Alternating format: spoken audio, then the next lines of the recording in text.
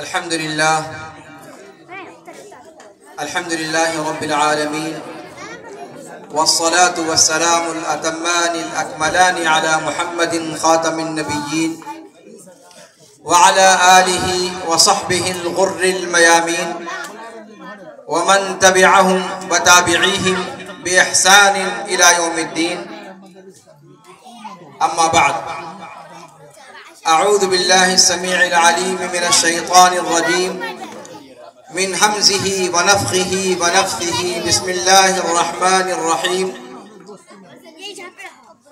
इन्ना अंज़लनाहु फ़ी लैलतिल क़द्र व मा अदराका मा लैलतुल क़द्र लैलतुल क़द्रि ख़ैरुम मिन अल्फ़ि शहर तनज़्ज़लुल मलाइकतु वर्रूहु फ़ीहा बिइज़्नि रब्बिहिम मिन कुल्लि अम्र सलाम हिय हत्ता मत्लइल फज्र।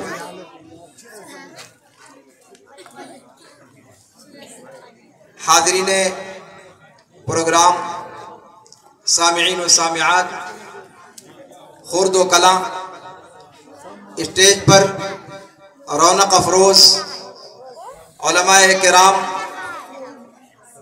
और शागिर्दाने अजीज़ान, अल्लाह रब्बुल आलमीन का शुक्र और एहसान कि अल्लाह रब्बुल आलमीन ने आज के इस प्रोग्राम में हाजिर होने का मौका दिया। आज की इस मजलिस में तबीयत तो ये चाह रही थी कि तिलावत करदा आयात को मौज़ूए सुखन बनाकर कुछ अर्ज़दाश्तें आपकी खिदमत में पेश की जाएं, लेकिन आने के बाद बाज़ अज़ीज़ान की गुफ्तगू और मोहतरम नाज़िमे मदरसा मख़ज़नुल उलूम अस्सलफ़िया की गुफ्तगू को सुनने के बाद मुनासिब मालूम होता है कि कुछ बातें इन हवालों से भी आपके सामने रखी जाएं। मदरसा मख़ज़नुल उलूम अस्सलफ़िया रमौल का ही नहीं बल्कि मशरक़ी नेपाल का एक तारीख़ी और काबिल ज़िक्र इदारा है। इस इदारे की ताबनाक और रोशन तारीख़ रही है। इसके वाबस्तगान में बड़े बड़े नाम शुमार किए जा सकते हैं। ये इदारा, हकीकत यह है कि इसके कायम करने वालों के इखलास पर दिलालत करता है। अल्लाह रब्बुल आलमीन उनकी कब्रों को नूर से भर दे। जिन जिन अफराद ने जिन जिन तारीख़ी मराहिल में इस मदरसे की आबियारी की, जिस जिस तरीक़े से आबियारी की, मादी तौर पर, तालीमी तौर पर, इदारी तौर पर, जिन जिन हवालों से जिन जिन अफराद की इस इदारे से वाबस्तगी रही, अल्लाह रब्बुल आलमीन उन सभी की खदमात को कबूल फरमाए बग़ैर किसी का नाम लिए हुए। हकीकत यह है कि इस इदारे की जो अजीम तारीख़ रही है वो हमसे इस बात का तकाज़ा करती है कि हम अपने मुखलिसीन को ना भूलें। अल्लाह रब्बुल आलमीन उनकी काविशों को शर्फ़ कबूलियत बख्शे। अब ये इदारा तारीख़ के नशे व फराज से जूझता हुआ एक नए मरहले की तरफ गामज़न है। अल्लाह रब्बुल आलमीन नई बॉडी को हौसला अता फरमाए, इनके अज़्म को आहनी बनाए। अल्लाह रब्बुल आलमीन इनके इरादों में पुख्तगी अता फरमाए। लेकिन मैं यहाँ पर एक चीज़ की तरफ इशारा करना चाहूँगा कि मदरसा मखज़नुल उलूम, जहाँ तक मुझे अपना बचपना याद आता है, वो वक्त याद आता है जब मदरसा मखज़नुल उलूम की सालाना आमदनी का ज़रिया इसी दरवाजे पर मुनअक़िद होने वाले प्रोग्राम हुआ करते थे। खारजी आमदनी के बहुत सारे ज़राए मैसर नहीं थे, लेकिन उस ज़माने में इदारे ने जिस इल्मी उरूज को और इल्मी उरूज के जिस बामे सुरैया पर मुकीम था, आज न जाने क्या वजह है कि अभी इससे पहले की गुफ्तगू में ये बात सामने आई कि मवारिद की कसरत हो गई है और अल्लाह का फजल है, और अब गाँव के अंदर भी रफाहियत आ गई है, सरबत आ गई है, और अब अतराफ व अकनाफ से मुहाजिरीन की तरफ से या इस मुल्क, इस गांव से यूरोप और अमेरिका का रुख करने वाले अफराद की तरफ से अच्छी खासी तवज्जो मदरसे को हासिल हो रही है। ये बहुत खुशाइंद बात है, लेकिन इल्मी तरक्की इसकी कहाँ तक पहुँची, ये एक इस्तिफाम, एक बहुत बड़ा अलामत इस्तिफाम हमारे सामने नजर आता है। गुफ्तगू में बहुत सारे पहलू आए। मैं मुंतज़िर था कि इदारे की इल्मी तरक्की के हवाले से भी शायद कुछ गुफ्तगू आएगी कि हमने इस नए वक्त में इसके अंदर किसी मरहले का इजाफा किया, तलबा की तादाद इतनी थी, अब इतनी हो गई है, या इतनी करने का प्लान है, लेकिन शायद अभी उसमें कोई कसर है। अल्लाह रब्बुल आलमीन से हम दुआ करेंगे कि अल्लाह रब्बुल आलमीन मखज़नुल उलूम को मादी तौर पर भी तरक्की अता फरमाए, और मादी तरक्की से कहीं ज़्यादा अहम यह है कि मानवी और तालीमी तरक्की हो, इसलिए कि मखज़नुल उलूम की शनाख्त उसकी बिल्डिंगों की वजह से नहीं है, मखज़नुल उलूम की शनाख्त उसकी ज़मीनों की वजह से नहीं है, मखज़नुल उलूम की शनाख्त उसके बाउंड्री से पैदा की जाने वाली शख्सियात की वजह से है। और उन शख्सियात साजी के लिए हमारी क्या तैयारी है, इस पर हमें मंथन करना होगा, अगर हम हिंदी का लफ्ज़ इस्तेमाल करें। और ये पहलू ऐसा है कि जिस पर गांव के सभी अहले हल्ल व अक़्द को जमा होकर इस हवाले से संजीदा गुफ्तगू करनी होगी, और इसके लिए संजीदा तौर पर किसी पर कोई इल्ज़ाम तराशी नहीं, हम सब उसके कसूरवार हैं। मामला यहाँ पर किसी को कटघरे में खड़ा करने का नहीं है। मसला ये है कि ये हम सब का इदारा है, हम सब के आबा व अजदाद का यहाँ से ताल्लुक़ रहा है, और इसको मैं इससे पहले भी मुख्तलिफ स्टेजों पर बयान करता रहा हूँ।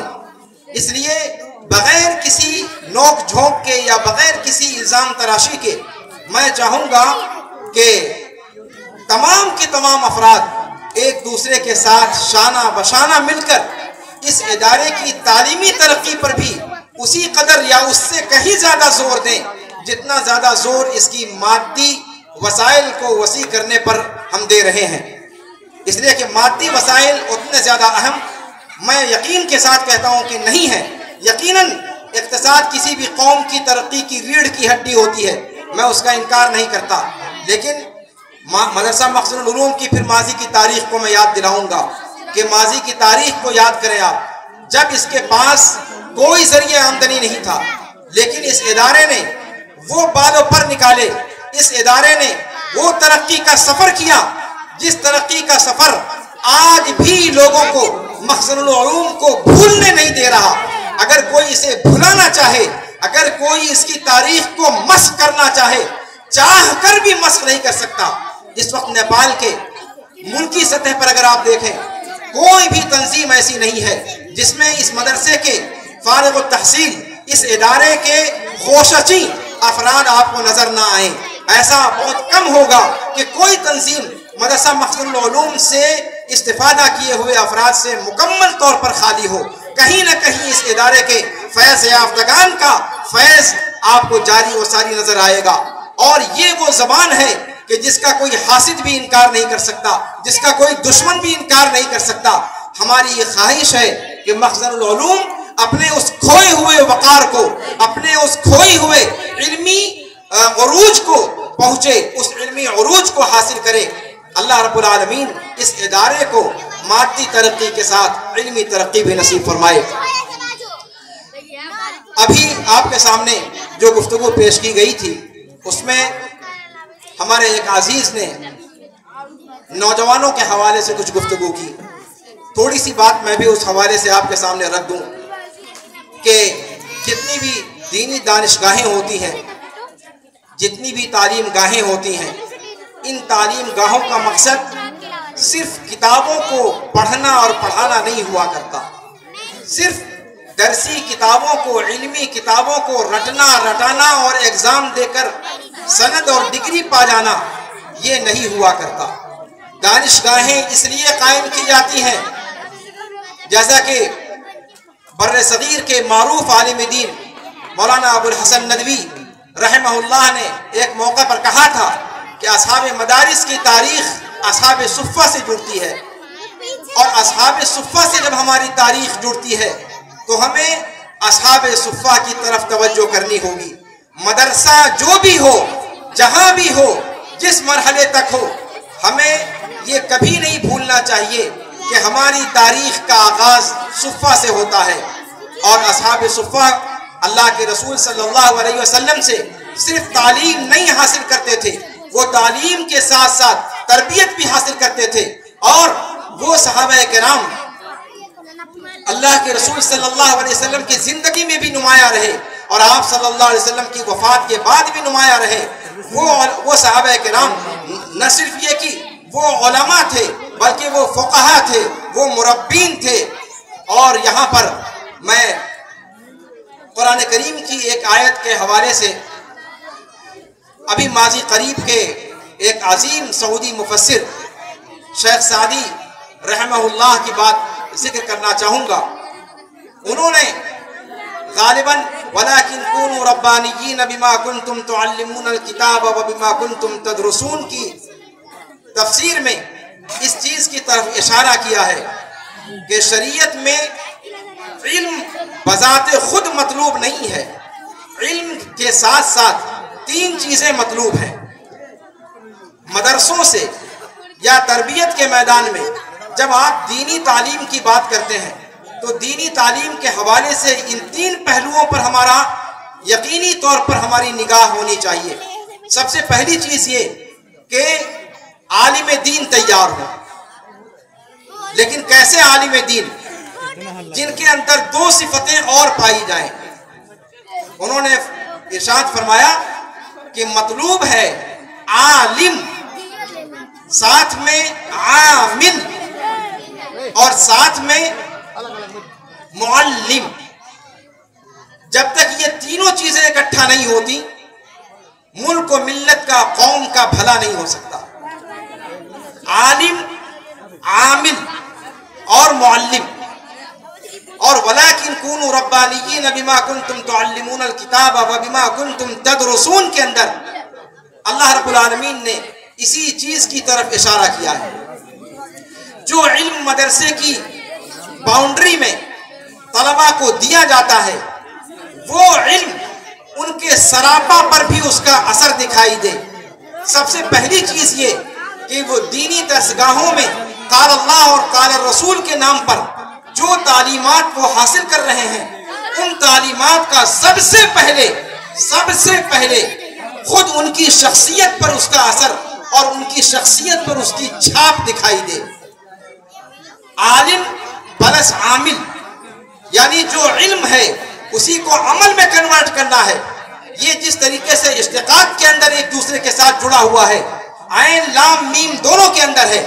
आइन लाम मीम को आइन मीम लाम में तब्दील करना, आइन लाम मीम ये थ्योरी है और आइन मीम लाम ये प्रैक्टिकल है। तो जब तक इल्म अमल से कन्वर्ट नहीं होता, तब तक वो इल्म नहीं है, तब तक उस इल्म को जहालत कहा जाएगा। वो इल्म की कैटेगरी में नहीं शुमार किया जा सकता है। इन्नमा यख्शल्लाह मिन इबादिहिल उलमा, अल्लाह का सबसे ज्यादा डर उलमा के यहाँ होता है। और उलमा के यहाँ आज अगर हम नजर दौड़ाएं तो अल्लाह से सबसे ज्यादा बेखौफ उलमाए किराम की टीम नजर आती है। यह कैसा इल्म है? कुरान तो हस्र के साथ कहता है, कसर के सीगे से कहता है कि उलमा अल्लाह की मखलूक में सबसे ज्यादा अल्लाह का खौफ रखने वाले हैं। यानी इसका मतलब यह है कि जो लोग आज अपने आप को उलमा कह रहे हैं वो हकीकत में उलमा नहीं है, वो जुहला हैं। इसलिए कि अगर वो उलमा होते तो वो खशियत इलाही में सबसे पहले नंबर पे सरे फहरिस्त होते। इन्नमा यख्शल्लाह मिन इबादिहिल उलमा।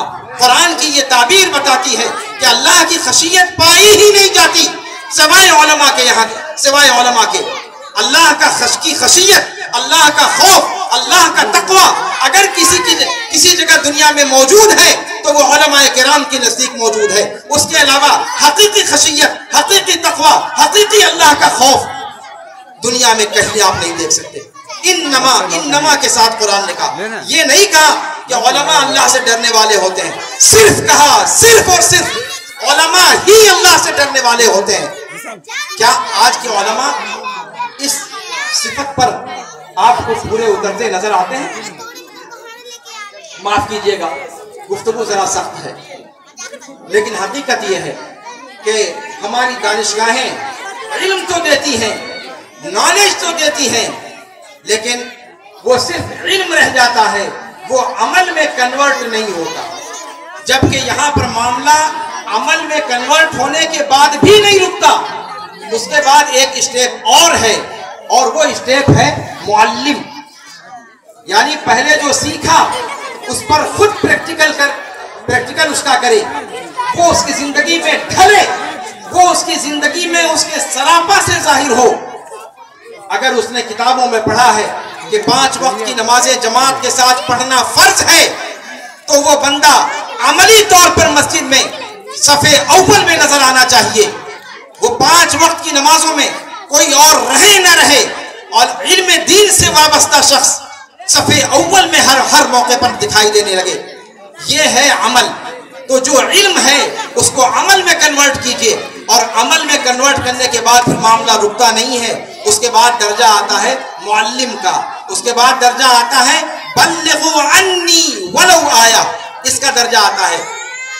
हमारे अजीज ने जो गुफ्तगू की, उस गुफ्तगू में मैं जोड़ना चाहूंगा, हकीकत यह है कि नौजवान किसी कौम का सरमाया हुआ करते हैं, खास तौर से वो नौजवान जो इल्म के मैदान में लगे हुए हैं, इल्म के मैदान में अपना वक्त लगा रहे हैं, इल्म के मैदान में अपनी सरगर्मियां सर्फ कर रहे हैं।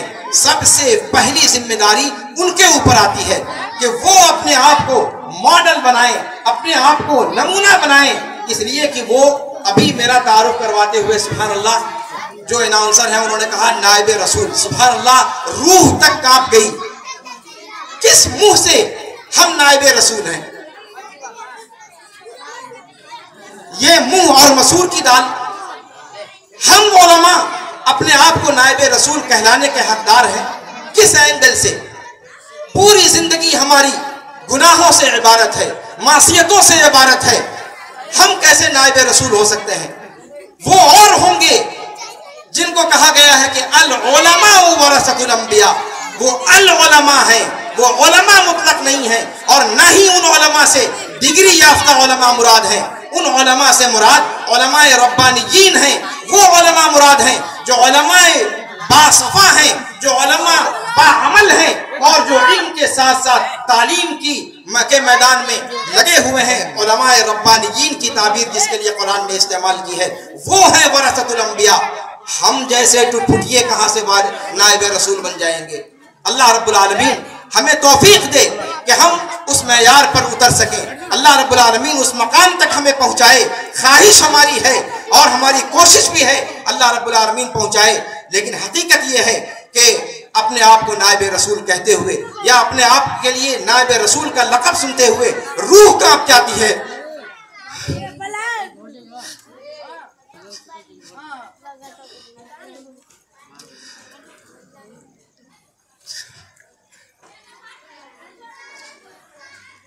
जब यहाँ पर गुफ्तगू हुई कि नौजवानों से खिताब, तो नौजवानों से खास तौर से मैं उन नौजवानों को मुराद लेना चाहूँगा जो नौजवान दीन की तालीम से वाबस्ता है, हकीकत है ये कि नौजवान किसी कौम का सबसे कीमती सरमाया होते हैं। नौजवानों के हाथ में कौमों की तकदीर होती है। कौमों की तकदीर बदलने का अगर किसी के पास हौसला होता है तो वो नौजवान होते हैं। अल्लाह के रसूल सल्लल्लाहु अलैहि वसल्लम के ज़माने में देखें आप, अब्दुल्लाह इब्न अब्बास रज़ियल्लाहु ताला अन्हुमा का मामला देख लें आप, अब्दुल्लाह इब्न उमर रज़ियल्लाहु अन्हुमा व अर्दाहुमा का मामला देख लें आप, अब्दुल्लाह इब्न मसूद रज़ियल्लाहु अन्हु का मामला देख लें आप, उसामा इब्न ज़ैद का मामला देख लें आप, हसन इब्न अली का मामला देख लें आप, हुसैन इब्न अली रज़ियल्लाहु अन्हुम अजमईन का मामला देख लें आप। ये सारे के सारे सहाबा के बच्चे थे, सहाबा के बच्चे थे। ये नौजवानी के मरहले में पहुंचे और नौजवानी के मरहले में पहुंचते ही अल्लाह के रसूल सल्लल्लाहु अलैहि वसल्लम ने इनको क़यादत का अहल समझा, इनके हाथ में बागडोर दी। उसामा इब्न ज़ैद के हाथ में पूरे लश्कर की कमान संभाल दी अल्लाह के रसूल सल्लल्लाहु अलैहि वसल्लम ने, जबकि अबू बकर मौजूद थे, उमर मौजूद थे, उस्मान मौजूद थे, अली मौजूद थे, किबार सहाबा मौजूद थे, बदरियीन मौजूद थे, असहाबे शजरा मौजूद थे। इन सब की मौजूदगी के बावजूद अल्लाह के रसूल सल्लल्लाहु अलैहि वसल्लम ने लश्कर की कमान दी तो उसामा इब्न ज़ैद को दी, जिनको न बदरी होने का शर्फ हासिल था, जिनको न असहाबे शजरा होने का शर्फ हासिल था, जिनको कोई और शर्फ हासिल नहीं था। लेकिन अल्लाह के रसूल सल्लल्लाहु अलैहि वसल्लम ने इन नौजवानों को आगे करना चाहा। ये आप सल्लल्लाहु अलैहि वसल्लम की सीरत से हमें तालीम मिलती है कि नौजवानों को आगे करना चाहिए। अगर आप नौजवानों पर गुफ्तगू बड़ी लंबी हो सकती है। सूरह कहफ की रोशनी में अगर नौजवानों पर गुफ्तगू की जाए, कुरान ने असहाबे कहफ के वाक़े में आप जानते हैं, सूरह कहफ को उलट करके देखिए, अल्लाह ताला ने उनकी जो तारीफ बयान की है उसमें सबसे पहला वर्ड जो इस्तेमाल किया है वो उनकी नौजवानी का हवाला दिया है। इन्नहुम फित्यतुन आमनू बिरब्बिहिम वज़िदनाहुम हुदा, कि वो नौजवान थे, चंद नौजवान कहा है, यानी अभी जवान भी नहीं हुए थे, अभी उनफवाने शबाब पर थे, अभी जवानी फूटी थी, अभी वो नौजवानी की दहलीज पर थे। और यहाँ पर उनके अंदर जो सूझबूझ अल्लाह ने अता की थी, उस सूझबूझ की तारीफ करते हुए अल्लाह रब्बुल आलमीन ने उस मरहले उमरिया की उम्र के उस मरहले का हवाला देते हुए अल्लाह रब्बुल आलमीन ने उस उम्र के मरहले को उनकी तारीफ का उन्वान बना दिया। इन्नहुम फित्यतुन आमनू बिरब्बिहिम वज़िदनाहुम हुदा। यह है नौजवानी के मरहले की अहमियत। लेकिन नौजवानी, सिर्फ नौजवानी काफी नहीं है, हमें वो नौजवानी चाहिए जो उसामा बिन ज़ैद की थी, वो नौजवानी चाहिए जो अब्दुल्लाह इब्न अब्बास की थी, वो नौजवानी चाहिए जो अब्दुल्लाह इब्न उमर की थी, वो नौजवानी चाहिए जो अब्दुल्लाह इब्न अब्बास की थी। हम सहाबा किराम के वाक़यात को पढ़ते हैं, सहाबा किराम के इन नामों को जिक्र करते हुए हम उनकी जिंदगियों को देखें, किस तरीके से अल्लाह के रसूल सल्लल्लाहु अलैहि वसल्लम ने उनको ये मकाम अता किया। अब्दुल्लाह इब्न अब्बास बचपन से उनको तरबियत दी, बचपन से जब वो अल्लाह के रसूल सल्लल्लाहु अलैहि वसल्लम का लोटा उठा करके पेशाब पखाना के लिए साथ में ले जाया करते थे, उस वक्त से अल्लाह के रसूल सल्लल्लाहु अलैहि वसल्लम ने उनकी तरबियत पर तवज्जो दी, उनकी तालीम पर तवज्जो दी। तालीम के साथ मैं तरबियत भी बोल रहा हूं, इसलिए कि सिर्फ किताब खानी ये किसी को आलिम नहीं बनाती, किताब पढ़ना आ जाना ये आलिम होने की दलील नहीं है। जब तक कि वो इल्म उसके सरापा से ना झलकने लगे, उसके सरापा पर सर चढ़ कर ना बोलने लगे, तब तक उस इल्म से उस शख्स को मुत्तसिफ करार देना ये जुल्म और ज्यादती है। वो आलिम नहीं कहला सकता। आलिम तभी कहलाएगा, जैसा कि शेख सादी ने कहा कि आलिम तभी कहा जाएगा जब वो आलिम के साथ आमिल हो, आमिल के साथ मुअल्लिम हो। ये प्लस जब दो चीजें और जुड़ेंगी तब कोई आलिम दीन हकीकत में आलिम कहलाएगा। वलाकिन कुनू रब्बानिय्यीन बिमा कुंतुम तुअल्लिमूनल किताब व बिमा कुंतुम तदरुसून। अब्दुल्लाह इब्न अब्बास को आप याद करें, उस मरहले में अल्लाह के रसूल सल्लल्लाहु अलैहि वसल्लम ने नसीहत करते हुए कहा था कि ऐ छोटे बच्चे, ऐ बच्चे, उअल्लिमुका कलिमातिन, मैं तुम्हें चंद बातें सिखा रहा हूं, इन बातों को याद रखियो। और उस मरहले में आप सल्लल्लाहु अलैहि वसल्लम ने 1 2 3 4 अल्लाह के रसूल सल्लल्लाहु अलैहि वसल्लम ने उनको तालीमात दी और तालीमात देने के साथ अपनी सोहबत में रखकर उनको सही तरबियत दी। और ये तरबियत थी जो आगे चल करके हबरुल उम्मा का लक़ब उनको अता करती है। सहाबा किराम में बड़े बड़े सहाबा किराम की मौजूदगी में हजरत उमर बिन खत्ताब रज़ियल्लाहु ताला अन्हु व अर्दा अब्दुल्लाह इब्न अब्बास को मौका देते थे, उन्हें सब पर सबकत देते थे। सहाबा किराम भी इंसान थे, उनको भी ये चीज बुरी लगती थी कि बड़े बड़ों की मौजूदगी में इस छोटे से बच्चे को हमारे बीच में घुसेड़ दिया। उस जमाने में भी एतराज करने वाले मौजूद थे कि भैया ये बड़ों के बीच में इस बच्चे का क्या काम है। लेकिन अल्लाह के रसूल सल्लल्लाहु अलैहि वसल्लम उमर बिन खत्ताब रज़ियल्लाहु ताला अन्हु ने कहा कि ये बच्चा बच्चा नहीं है, ये बच्चा। अल्लाह के रसूल सल्लल्लाहु अलैहि वसल्लम उन्होंने बाज आयात की तफसीर पूछी और तफसीर में बकिया सारे सहाबा फेल हो गए। अब्दुल्लाह इब्न अब्बास रज़ियल्लाहु ताला अन्हुमा का जो जवाब था, उमर बिन खत्ताब रज़ियल्लाहु ताला अन्हु ने उस जवाब को सुना और कहा कि ये जवाब अब्दुल्लाह इब्न अब्बास ने जो जवाब दिया है यही जवाब मैं सही समझता हूँ। ये अब्दुल्लाह इब्न अब्बास का मकाम था। बाकायदा उनको एग्जाम देना पड़ा, अपनी सलाहियतों का लोहा मनवाना पड़ा उन किबार सहाबा के बीच में अपनी जगह बनाने के लिए। तो नौजवानों का मामला हकीकत में अहम है, लेकिन ख़ास तौर से इस वक्त अल्लाह के फजल करम से रमोल के अंदर हमारे शागिर्दों की अच्छी खासी तादाद है जिन्होंने न सिर्फ यह कि मक़सदुल उलूम से कस्ब फैज़ किया है, उसके बाद आगे चलकर जामिया सिराजुल उलूम अस्सलफ़िया झंडानगर नेपाल से भी फरागत की है यहाँ पर, या फिर वहाँ पर किसी मरहले में ज़ेर तालीम है।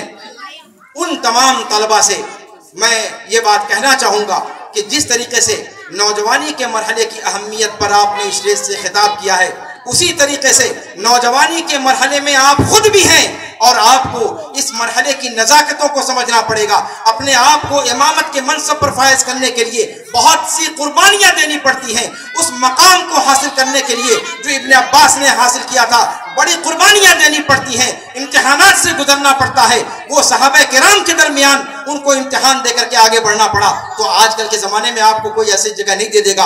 आप अपने आप को उस काबिल बनाएं कि हकीकत में आपके अंदर क़यादत के जरासीम हों, क़यादत के का हुनर आपके अंदर पैदा हो, आप कह सकें कि आप हकीकत में क़यादत के अहल हैं। और फिर मैदान में आइए। अल्लाह की कसम मैदान खाली पड़ा हुआ है, मैदान पूरे का पूरा खाली है।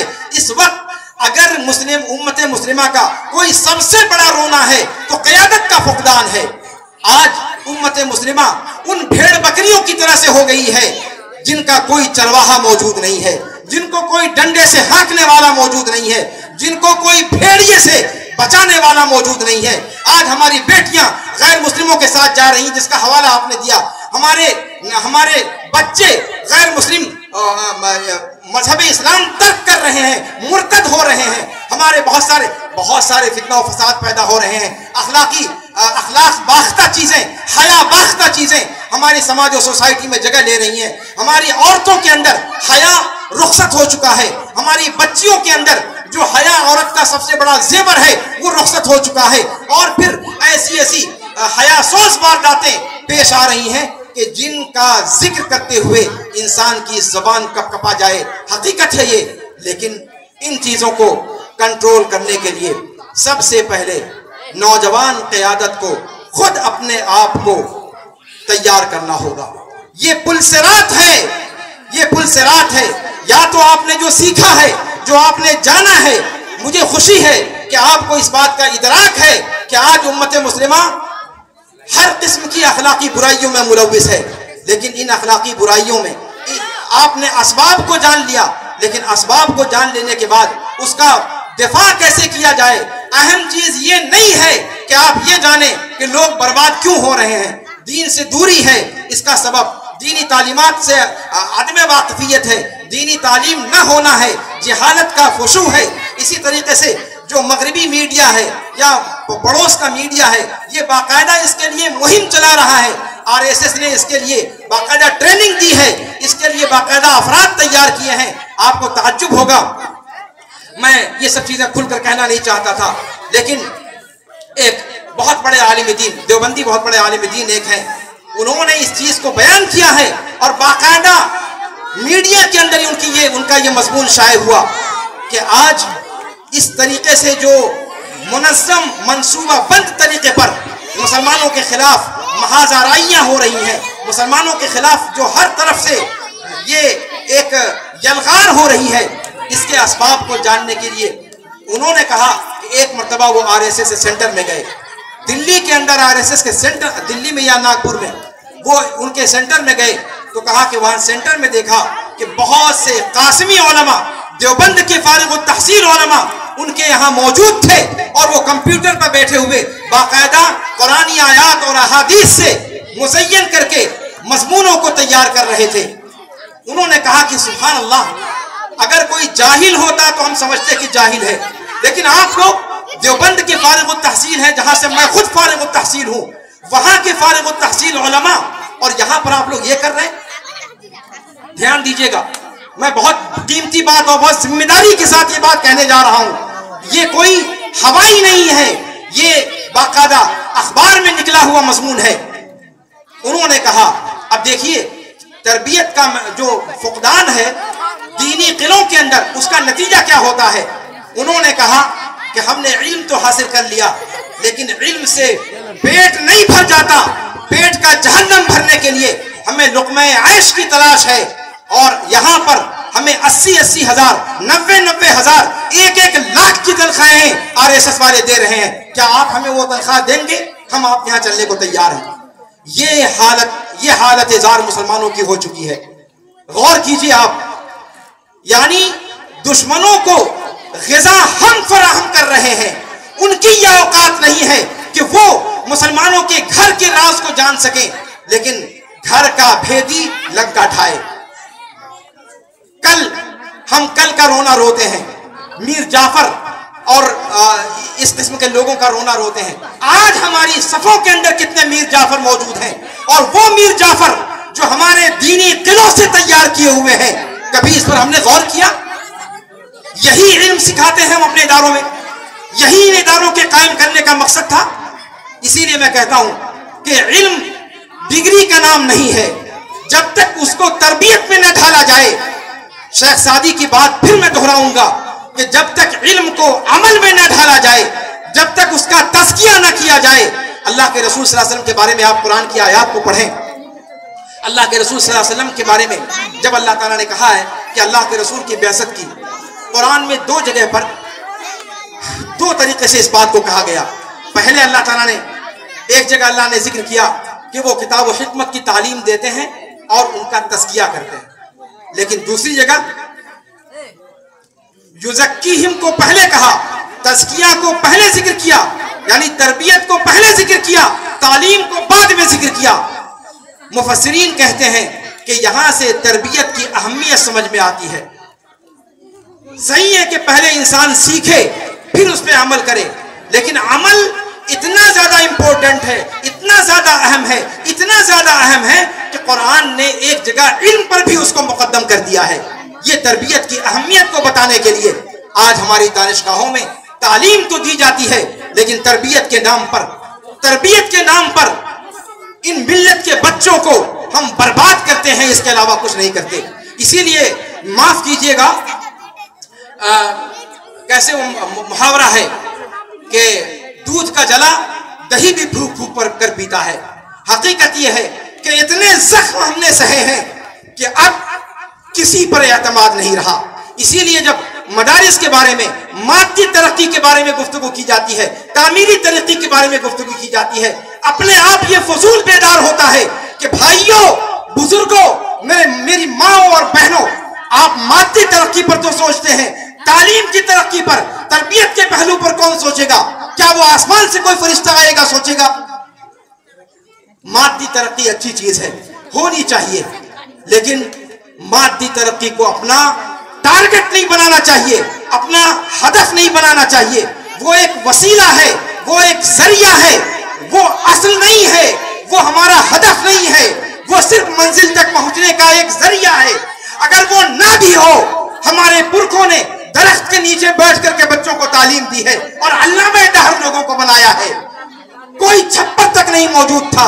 ईंट की बात तो छोड़ दीजिए, छतों की बात छोड़ दीजिए, हमें इस पर गौर करना चाहिए। मैं आपको बताऊं, अलबानी यमन कहने वाले शेख मुकबिल इब्न हादी अल वादई, अल्लाह उनकी कब्र को नूर से भर दे, हम लोग मदीना में पढ़ते थे, यहाँ बनारस जामिया सल्फिया में था मैं, उनके शागिर्दों से मुलाकात हुई। यमन से कुछ लोग, यमन के थे वो, यमन से कुछ लोग आए हुए थे, मुलाकात हुई जामिया सल्फिया में। उस वक्त मैं ज़ेर तालीम था, आलमियत के मरहले में था। उनसे गुफ्तगू हुई, बहुत सारी बातें हुई। उन्होंने कहा बनारस जामिया सल्फिया से निकलते ही ये जो आप देखते हैं गाय सांड वगैरह खुले घूमते रहते हैं, उन्होंने कहा कि भैया ये क्या है। मैंने कहा कि साहब ये उनकी माएँ हैं। तो कहा कि अपनी माओं को कंट्रोल नहीं करते, इस तरह आवारा छोड़ दिया है घूमने के लिए, जिसके पास जाए मुंह मारे।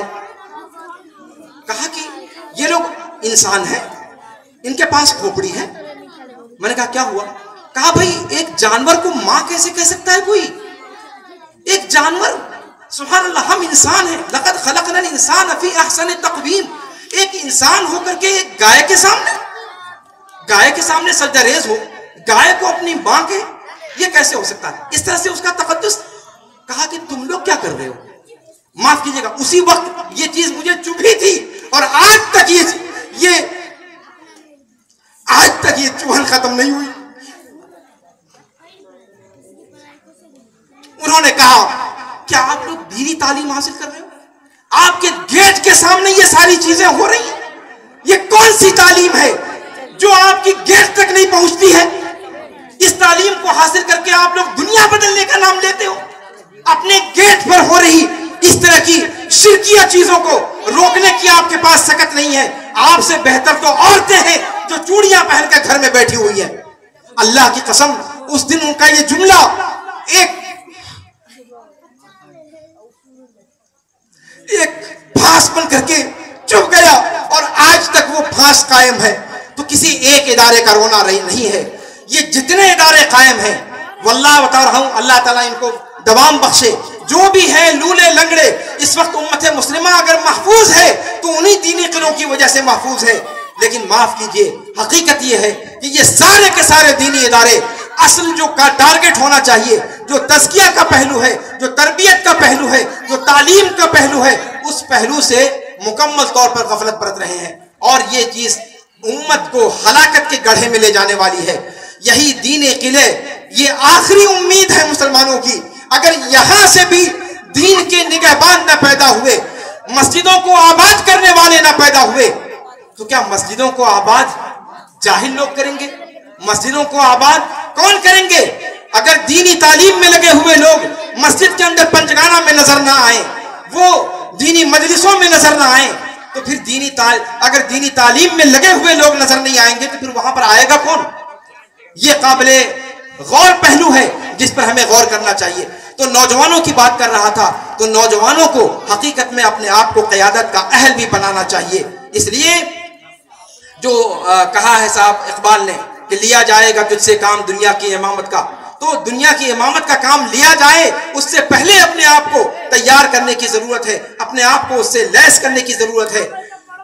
असहाब कहफ के वाक़े को मैं, चूंकि ये मौजू नहीं था, माफ कीजिएगा, मैं इस पर इतनी सी गुफ्तगू करके फिर मैं अपनी गुफ्तगू समेटूंगा कि रमौल के अंदर अल्लाह के फजल करम से इस वक्त दीनी तालीम याफ्ता अच्छी खासी तादाद मौजूद है। और मैं ये समझता हूं कि अगर मेरी गुफ्तगू में कोई वाक़इयत है और आपको लगता है कि ये बात मैं सिर्फ जोश और जज्बे या जोश खिताबत में नहीं कह रहा,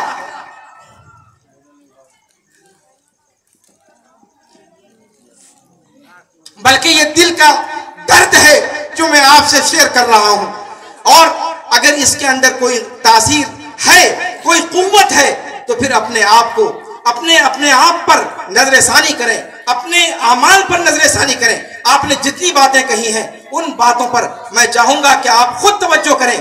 आज सोशल मीडिया का इस्तेमाल कौन कर रहा है, कैसे कर रहा है, ये कहने की जरूरत नहीं। इनमें से एक एक नुक्ते पर घंटों गुफ्तगू की जा सकती है, और किस तरीके से मिल्लत का पैसा, मिल्लत का वक्त और मिल्लत के नौनिहालों की एनर्जी जाय हो रही है, वो किसी पर मख्फी नहीं है। और याद रखें, जो असली तालीम में लगे हुए हैं हम उनको बाद में मुखातब करेंगे, आप हमारे पहले मुखातबीन हैं, इसलिए कि आप काल अल्लाह और काल रसूल की सदाए दिल नवाज सदियों सालों सुनते रहे हैं और आपने उन तालीमात को हासिल किया है। अगर आपकी दुनिया वो नहीं बदल सका वो तालीम आपकी दुनिया नहीं बदल सकी, तो फिर आप कैसे ये तवक्को करते हैं कि आप समाज के अंदर कोई इस्लाह का काम कर सकेंगे? उन लोगों की इस्लाह कैसे आप कर सकेंगे जिन्होंने आपकी तरह से मस्जिद और मदरसा का रुख नहीं किया, जिन्होंने क़ाल अल्लाह और क़ाल रसूल की सदा नहीं सुनी, जिन्होंने अल्लाह उसके रसूल की तालीमात नहीं सुनी, जो कुरान की ज़बान नहीं जानते, जो हदीस की ज़बान नहीं जानते। अगर आप कुरान और हदीस की ज़बान आशना, कुरान और हदीस के ज़बान आशना होने के बावजूद आप अपनी ज़िंदगी में तब्दीली नहीं पैदा कर सके, तो आप ये कैसे तवक्को करते हैं कि आप समाज के अंदर इस्लाह का काम कर सकेंगे? इसलिए नौजवानों से मैं ख़ास तौर से ये अपील करना चाहूँगा कि वो, बल्कि माफ़ कीजिए, रमौल के हवाले से गुफ्तगू आई, बार बार आपके सामने शम्स तबरेज़ साहब का जिक्र किया गया और लोगों का जिक्र किया गया। यकीन माने उन लोगों के अंदर जो दयानतदारी मैंने देखी, जो दीनदारी मैंने देखी, वो हमारे साथ जुड़े हुए हैं। जब भी कोई मामला होता है, कोई मसला होता है, तो वो बराह रास्त राब्ता करते हैं, फतवा पूछते हैं, मसले की जानकारी लेने की कोशिश करते हैं। अल्लाह की कसम, इस किस्म के नौजवान अगर रमौल के अंदर पैदा होने लगे तो रमौल की काया आज की आज पलट जाए। अल्लाह रब्बुल आलमीन इस किस्म के होनहार अफराद अल्लाह रब्बुल आलमीन रमौल के अंदर पैदा करे। वाकई बहुत खुशी होती है कि असरी तालीम में लगे हुए लोग, असरी मैदानों में और कुफरिस्तान में रहने वाले लोग, उनको इस्लाम की इतनी फिक्र है। ज़कात निकालना है, माल की ज़कात का मामला हो, वरासत का मामला हो, इसका मामला हो, उसका मामला हो, सिर्फ नमाज रोज़ा ज़कात की बात नहीं, असरी मसाइल के बारे में उनके अंदर मैंने एक ये जज्बा देखा कि वो बराबर राब्ते में रहते हैं, सवाल और जवाब करते हैं। ये मिजाज आज के अगर असरी तालीम याफ्ता तबके के अंदर ये मिजाज बनना शुरू हुआ है, तो हम मदरसों के तालीम याफ्ता अफराद के अंदर ये जिम्मेदारी सवा हो जाती है कि हम अपनी दुनिया को पलटें, अपनी दुनिया को बदलें। बहुत खेल चुके, बहुत खिलवाड़ कर चुके, लेकिन अब माफ कीजिएगा, अब ये जिद्दियत का वक्त आया है। अगर आपको यकीन नहीं आता, अगर आपने देखा हो, मुस्लिम पर्सनल लॉ बोर्ड ने अभी मेरे ख्याल से 2-3 हफ्ता भी नहीं गुजरा, हालात की संगीनी का अंदाजा, मैं सारे लोगों से यहाँ पर मुखातब हूँ, जो बुजुर्गान यहाँ मौजूद हैं, जो हमारी माएँ और बहनें मौजूद हैं, वो उन सबको मैं मुखातब करते हुए चाहूंगा कि वो अपने दिल के कानों से सुने, सर के कानों से नहीं, दिल के कानों से और दिल की आंखों से इस पर गौर करें। मुस्लिम पर्सनल लॉ बोर्ड ने बाकायदा ये ऐलान जारी किया था कि नमाजों में कुनूत नाज़िला का एहतमाम किया जाए। आप समझते हैं इस ऐलान का क्या मतलब? आप समझते हैं इस ऐलान को? आपने सुना या नहीं सुना? सोशल साइट्स के जरिए से, सोशल मीडिया के जरिए से पूरी दुनिया के अंदर नशर किया गया, हिंदुस्तान भर में इस ऐलान को फैलाया गया कि वक्त वो आ चुका है जब अब निहत्ता इंसान जो आखिरी हरबा इस्तेमाल कर सकता है, उस हरबे को इस्तेमाल करने का वक्त आ गया। कुनूत नाज़िला, आप जानते हैं कुनूत नाज़िला क्या है?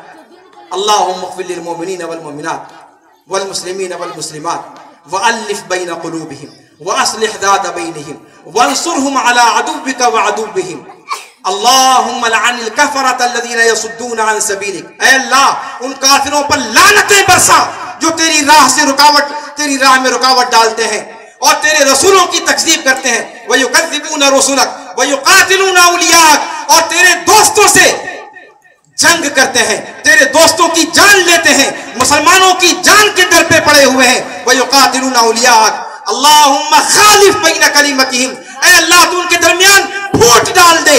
व ज़लज़िल अक़दामहुम, उनके कदमों के नीचे से जमीन को खिसका दे। व शत्तित शमलहुम, उनके शिराज़े को मुंतशिर कर दे। व अंज़िल बिहिम बअसकल लज़ी ला तरुद्दुहु अनिल क़ौमिल मुजरिमीन, और ऐसा अज़ाब उन पर उतार, ऐसा अज़ाब उन पर उतार जो तेरा मुजरिमों की कौम से कभी वापस नहीं जाता। अल्लाहुम्मा इन्ना नजअलुका फी नुहूरिहिम, ऐ अल्लाह, हम इन सारे दुश्मनाने इस्लाम को तेरे मद्दे मुकाबिल रखते हैं, और हम ऐ बारे इलाहा उन सारे दुश्मनाने इस्लाम के शर से तेरी पनाह में आते हैं। व नऊज़ु बिका मिन शुरूरि, ये है कुनूत नाज़िला। कुनूत नाज़िला कहने से नहीं समझ में आता कि क्या चीज है।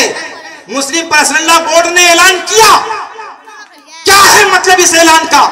इसकी मानवीयत को समझिए, इसकी गहराई और गिराई को समझिए कि आज मुसलमानों पर, मुस्लिम अक़लियत पर पड़ोस में वो वक्त आ चुका है कि जब इस किस्म की दुआओं के बगैर अब कोई चारेकार नहीं। अब अगर मुस्लिम तशख्खुस को बचाना है तो कुनूत नाज़िला के जरिए से बचाया जा सकता है। ये है मरहला जिसमें हम और आप जी रहे हैं। और हमारा नौजवान फेसबुक और यूट्यूब और आवारागर्दियों में, ट्विटर पर लगा हुआ है, इमेजेस को शेयर कर रहा है, क्लिप्स बना रहा है, बेहयाई के वीडियो क्लिप्स बना करके एक दूसरे को शेयर कर रहा है। न सिर्फ ये कि खुद जहन्नम रसीद हो रहा है, बल्कि अपने साथ साथ पूरी दुनिया को जहन्नम रसीद कर रहा है। उसका भी, उन सारे लोगों का बोझ भी उठाने की तैयारी कर रहा है जो उसके क्लिप्स की वजह से गुमराह होंगे। क्या अब भी ये वक्त बाकी है कि हम इस किस्म के लहव लईब में अपना वक्त लगाएं? शर्म करने का मकाम है और होश के नाखून लेने का मकाम है। आए दिन मीडिया पर आप खबरें देखते हैं, आपके सामने बातें आती हैं। रविश कुमार का चैनल अगर आप सिर्फ देखें, वो तो सीधे सीधे ये कहता है कि आज की मीडिया का बाइकाट होना चाहिए।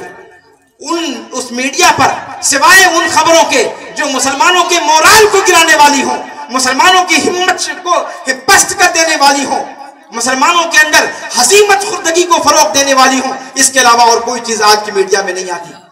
और हमारा नौजवान आज की मीडिया का दीवाना है, आज की मीडिया पर उसका तवक्कुल है, आज की मीडिया उसका पूरा सहारा है।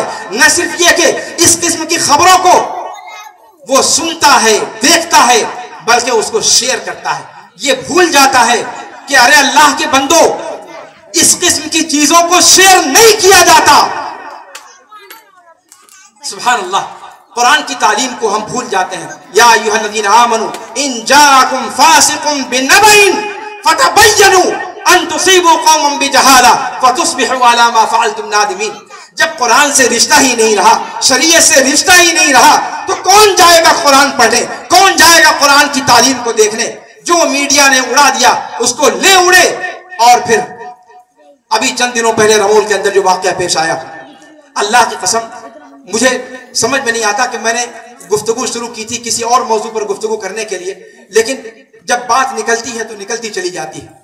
अभी रमोल के अंदर जो वाकयात पेश आए, ये क्या लगता है यही नौजवान है जो आप जिसको क़यादत सौंपना चाहते हैं?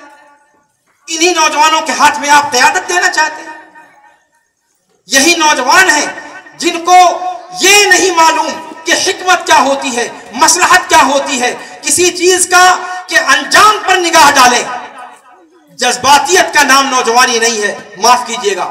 जज्बातियत जब तक वो मंतकियत के दायरे में मुक़य्यद ना हो, तब तक उस जज्बातियत का कोई हमसे लेना देना नहीं। ऐसी जज्बातियत जो पूरी की पूरी कौम को जहन्नम में धकेल दे, ये जज्बातियत किस काम की है? तो माफ कीजिएगा, नौजवान से अगर आप खिताब करते हैं तो हम नौजवानों को पहले खुद तैयारी करने के लिए कहेंगे। वो खुद अपने आप को क़यादत के लिए मैदान में उतरने से पहले तैयार करें।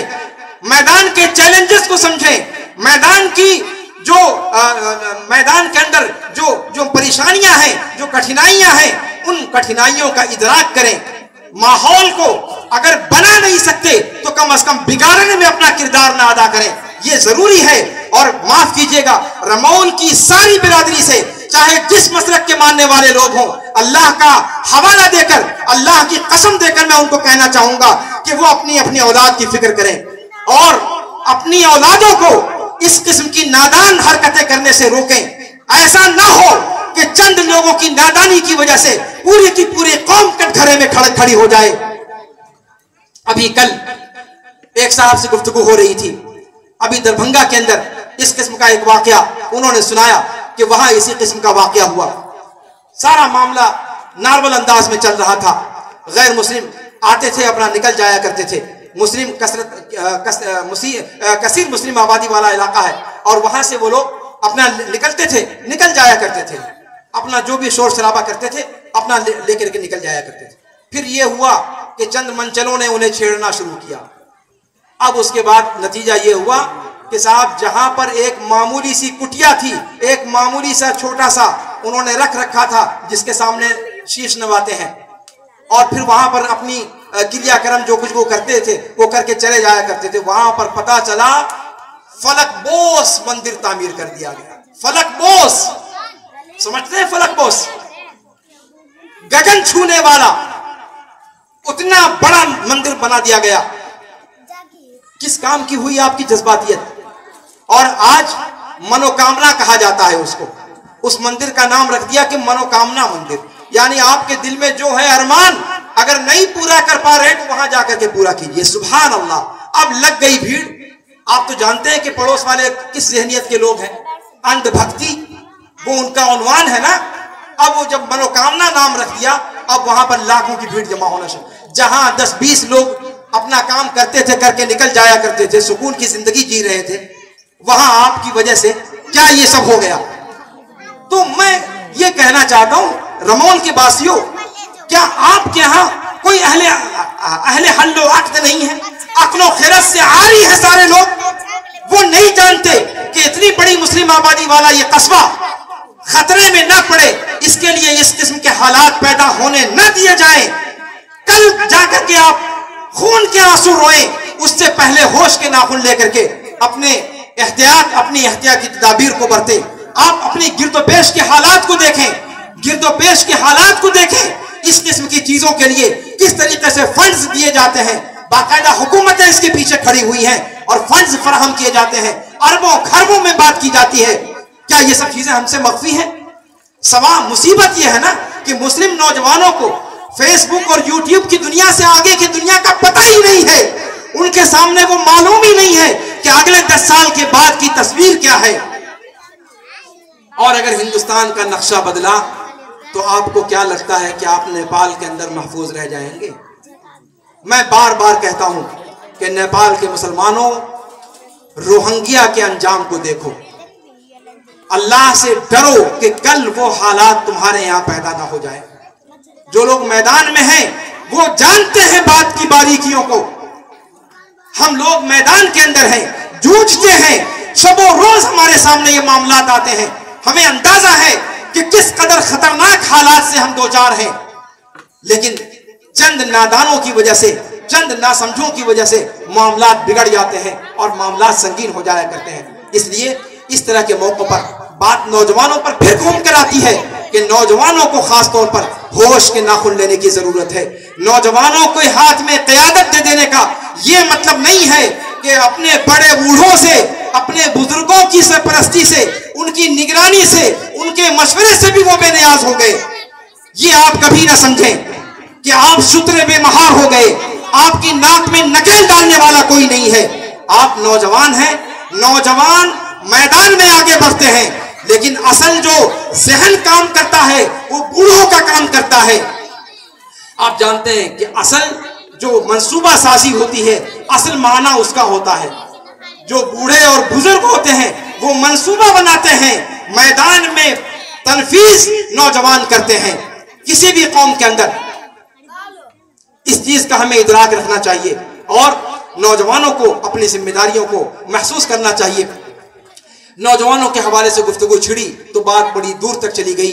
मैं आज की रात को रमजान के हवाले से, इन्ना अंज़लनाहु फ़ी लैलतिल क़द्र के हवाले से गुफ्तगू करना चाहता था, लेकिन चूंकि एनर्जी अब दूसरी चीज में ज़ाय हो गई, इसलिए मैं इस बात को यहीं पर ख़त्म करता हूँ। अल्लाह रब्बुल आलमीन से दुआ करता हूँ कि अल्लाह रब्बुल आलमीन हमारी इस्लाह फरमाए, अल्लाह रब्बुल आलमीन हमारी औरतों की इस्लाह फरमाए, अल्लाह रब्बुल आलमीन हमारी बच्चियों की इस्लाह फरमाए, अल्लाह रब्बुल आलमीन हमारे नौजवानों की इस्लाह फरमाए, अल्लाह रब्बुल आलमीन हमारे बुजुर्गों की इस्लाह फरमाए। अल्लाह रब्बुल आलमीन इस वक्त उफुक पर जो खतरा मंडला रहा है पूरी उम्मत मुस्लिमा पर, बर्रे सगीर के अंदर बगैर किसी इस्तिस्ना के, अल्लाह रब्बुल आलमीन उन खतरों को भांपने की सलाहियत हमारे अंदर पैदा फरमाए।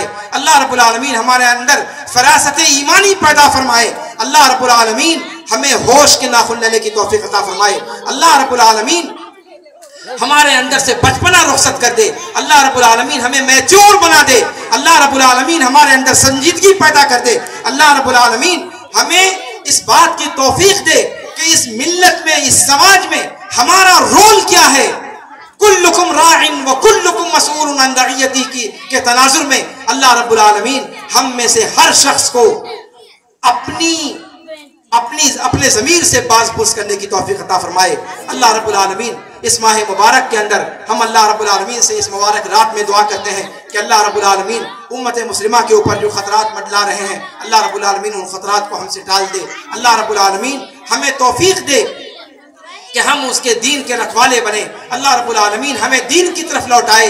हमारे समाज के अंदर जो बेदीनी पैदा हो गई है, हमारे समाज के अंदर जो दीन से बेजारी पैदा हो गई है, अल्लाह रब्बुल आलमीन इस चीज़ को ख़त्म कर दे। और एक बात याद रखें कि उम्मत मुस्लिमा को अगर कोई चीज़ बचा सकती है तो उम्मत मुस्लिमा का दीन की तरफ लौटना।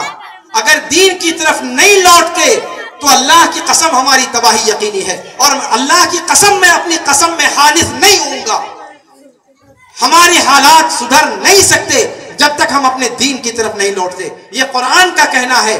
और हमारे पास ऑप्शन नहीं है, ऑप्शन कोई नहीं है सिवाय इसके कि हम मस्जिद की तरफ लौटें, सिवाय इसके कि हम मदरसे की तरफ लौटें, सिवाय इसके कि हम कुरान और हदीस की तालीमात की तरफ लौटें, बेहुदा गोई छोड़ें, फजूल गोई में अपना वक्त लगाना छोड़ें और हरामकारियों से तौबा करें, अल्लाह रब्बुल आलमीन की रजा के काम करें, अल्लाह रब्बुल आलमीन की बारगाह में तौबा और इस्तिग़फ़ार करें और सिद्क़ दिल से अल्लाह रब्बुल आलमीन के दरबार में अल्लाह सर बसजूद होकर के अपनी तलाफ़ी माफ़ात करें। अपने जो साबिक़ा गुनाह हैं उन पर नदामत का इजहार करके हम आइंदा के लिए सुधरने का अल्लाह रब्बुल आलमीन के सामने आज़म पेश करें। अल्लाह रब्बुल आलमीन हमें इस बात की तौफ़ीक़ अता फरमाए। हादा व सल्लल्लाहु वसल्लम अला नबिय्यिना मुहम्मद व अला आलिहि व सहबिहि अजमईन। सुब्हानकल्लाहुम्मा व बिहम्दिक अशहदु अन ला इलाहा इल्ला अंत अस्तग़फिरुका व अतूबु इलैक। वस्सलामु अलैकुम व रहमतुल्लाहि तआला व बरकातुहू।